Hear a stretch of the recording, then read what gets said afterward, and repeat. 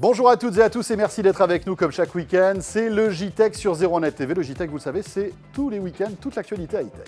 Avec au menu cette semaine, le grand salon du jeu vidéo qui s'est déroulé à Los Angeles, l'E3, nous y étions et on va revenir sur les grands moments de cette E3 avec notamment les jeux coup de cœur de la rédaction de 01net. Et puis on reviendra aussi sur l'absence remarquée du géant du jeu vidéo japonais Nintendo.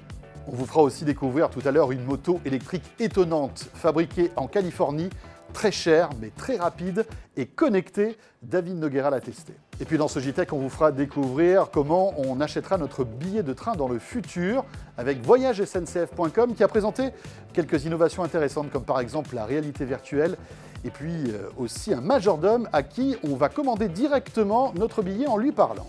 Le JTech, c'est le best-of des vidéos de la semaine sur 01net TV. Merci à vous de nous regarder chaque week-end sur BFM Business TV.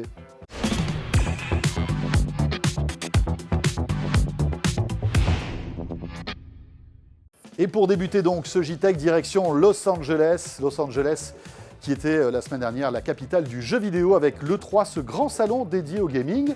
Nous y étions bien sûr à la rédaction de 01net TV et durant notre 100% gaming de la semaine dernière, on a évoqué les jeux coup de cœur de la rédaction, à la fois d'Aymeric Siméon de la rédaction de 01net.com, mais aussi d'Olivier Ball, qui est le rédacteur en chef de Jeux Vidéo Magazine. Ouais, Battlefield 1, alors moi je suis pas un très grand fan de la série. Il a la gourde. Oui, j'ai ramené la gourde. Voilà, alors je suis pas un très grand fan de la série Battlefield. J'ai même eu beaucoup de mal à jouer à Battlefield 4, je m'en cache pas.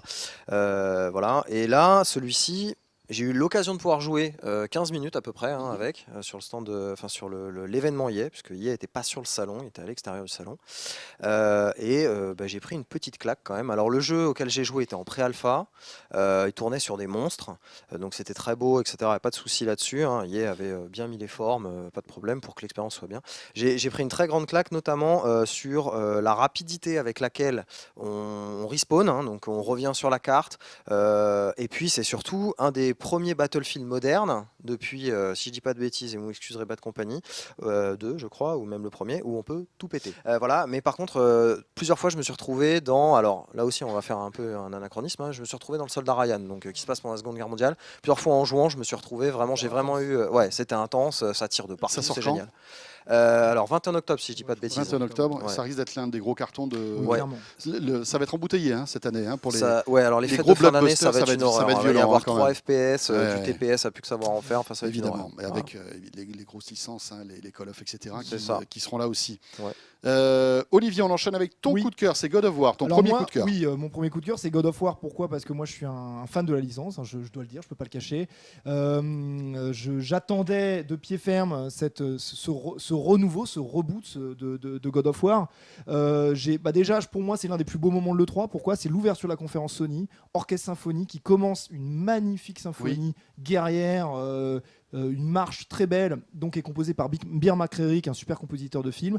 Et on a découvert ces nouveaux thèmes de God of War. Ensuite, 10 minutes de gameplay. Moi, ce qui me plaît ici, c'est au-delà de la claque technique, au-delà de la maestria des combats et du côté vraiment viscéral des combats, c'est qu'il y a un vrai savoir-faire, en tout cas, pour essayer de placer une émotion, de construire une narration entre ce personnage Kratos et la relation qu'il tisse avec son fils en partant dans une partie de chasse.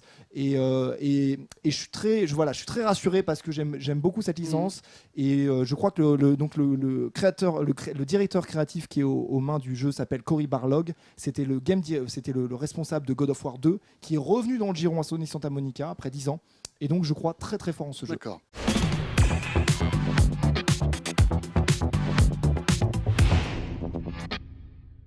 Nintendo était... Mais alors, absent. Absent complètement. En fait, le parti pris Nintendo de cette année, ça a été vraiment d'organiser ce qu'ils appellent un Treehouse, c'est-à-dire une conférence en live pour tout le monde, pas spécialement que pour les gens qui étaient sur l'E3. Un seul jeu sur le stand Nintendo, Zelda. Le stand dédié à Zelda, un stand magnifique. Un nouveau Zelda, qui sortira donc sur Wii U en 2017. On en parle dans un instant, de Zelda. Après. On va en parler. Mais par contre, en effet, pas un mot de la nouvelle console qui, on sait très bien, est en chantier, la Nintendo NX.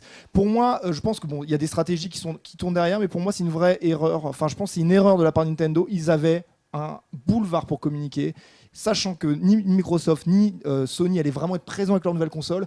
Je pense que c'était l'E3 où ils auraient dû annoncer cette console, ne serait-ce qu'en montrant des vidéos, en expliquant le concept derrière tout ça, tu vois. Je pense ils auraient pu vraiment marquer des points là-dessus. Et je trouve que leur silence, pour moi, est un peu dommage. Quand est-ce qu'ils vont communiquer dessus, à votre avis, Émeric? Au Tokyo Game ton Show, avis? je pense. Ouais. Au salon du jeu vidéo japonais en septembre. Voilà, septembre, ou alors peut-être un tout petit peu plus tard pour nous sur le marché européen. Peut-être qu'ils vont faire comme Sony, ils vont peut-être attendre la Paris Games Week, puis peut-être qu'ils vont faire une annonce à la Paris Games Week. Hein. C'est pas impossible puisque Il ne faut pas oublier que la Paris Games Week, d'année en année, c'est ça. grossit. L'année dernière, Sony avait fait une grosse conférence. Une grosse conf, C'est il ça. y a eu quelques petites annonces. C'est ça. Peut-être que ça peut devenir le grand rendez-vous européen de la fin de l'année. Tout à Il est fait. plutôt bien placé. Tout à fait. Je pense que moi, je serais pas étonné, en effet, on va en parler après, mais que Sony annonce sa PS4 Neo au Paris Games Week, ça m'étonnerait pas. Moi, je vois plus Nintendo annoncer dans ses terres au Japon sur le Tokyo Game Show sa nouvelle console. Parce que le problème qu'a aussi Nintendo quelque part, c'est qu'il y a la Wii U et il faut écouler les stocks. Et si tu annonces encore une fois une nouvelle console maintenant, personne n'achète de Wii U avant la sortie de la NX. C'est toujours compliqué pour eux.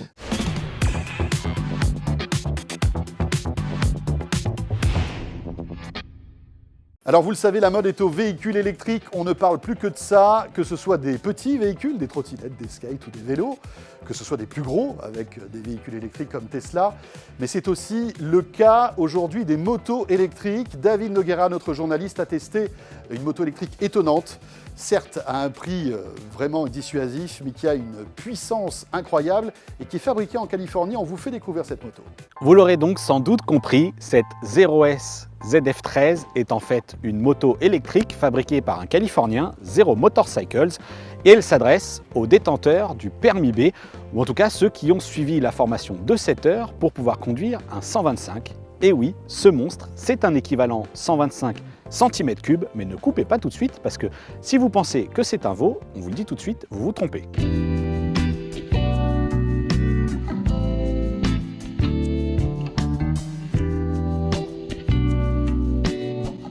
Bon alors comment ça se passe? Eh bien en lieu et place du réservoir, on a ici une pochette qui donne accès en fait à un câble. Regardez, c'est magique, il est tout à fait classique, d'une grande longueur toutefois, mais en fait il ressemble au câble que l'on a pour alimenter son PC par exemple. Le but donc, recharger les grosses batteries pour atteindre en théorie une autonomie de 250 km. Dans les faits, on vous le dit tout de suite, selon le mode de conduite, on atteint plutôt 130 à 180 km d'autonomie. Pourquoi un tel écart? Eh bien tout simplement parce que comme pour les voitures électriques, il faudra apprendre à conduire autrement et en l'occurrence profiter des décélérations pour récupérer de l'énergie. Et donc une fois le câble branché sur la petite prise présente sur le cadre, eh bien on part pour 7 à 9 heures pour faire une recharge complète. Et pour vous faire une idée du coût, eh bien il faudra multiplier la capacité de la batterie, 13 kW, par votre prix au kWh. Vous devriez à peu près arriver à 1,30 €, 1,50 € pour un plein complet, et ce qui équivaudra donc à 130-180 km difficile à battre. Cette 0S, elle ressemble un petit peu à la CB125 de chez Honda, mais elle ressemble aussi à la Yamaha MT-07. Et si je prends cette référence aux 700 cm3 de chez Yamaha, c'est tout simplement parce que les performances de cette moto électrique en sont assez proches.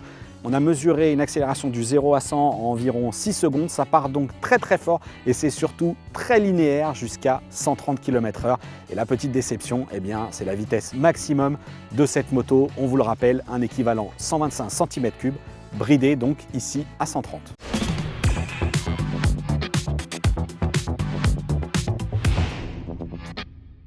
On enchaîne maintenant avec les billets de train du futur. Aujourd'hui, on commande son billet de train via son appli mobile, sur Internet aussi, pourquoi pas. Mais demain, ça va changer. Demain, grâce à la réalité virtuelle, on aura des interfaces en 3D étonnantes pour commander son billet de train. Et puis on commandera peut-être aussi son billet directement à une petite boîte à qui l'on dictera tout simplement nos destinations. Et cette petite boîte se chargera de faire tout le reste. Découverte donc des projets du futur de voyagesncf.com.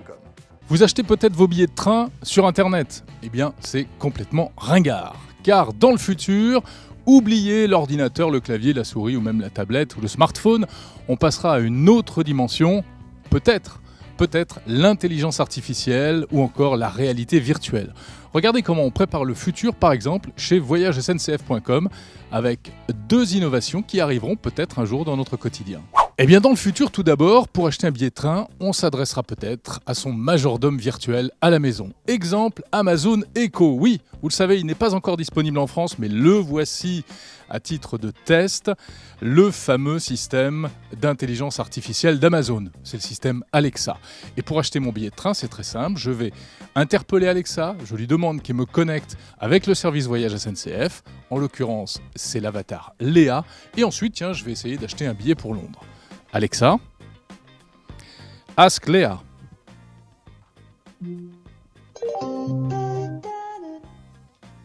Welcome to Voyage's SNCF Center Service. I want to go to London tomorrow. There are 5 best propositions for June 22nd, 2016, to go from Paris to London. 1. At 7:01, which costs €236. 2. At 7:37, which costs €236. Voilà, il me propose différentes options, différents billets. Alors c'est en anglais bien sûr, hein, on l'a dit, ce n'est pas encore disponible en France. Je vais choisir par exemple la deuxième option. Tell me, which option do you want to take? Take option 2. The option 2 has been reserved. The train will leave at 7:37 and costs €236. Be sure to confirm the reservation before 3:37 on June 22nd, 2016. Voilà, ça marche. Alors quelquefois ça cafouille un petit peu, hein. Ça c'est les joies de la reconnaissance vocale, on connaît ça avec nos smartphones. Et je peux même ensuite, si je veux, trouver un taxi, réserver un petit déjeuner, une boisson, etc. C'est peut-être comme ça qu'on réservera son billet de train dans le futur.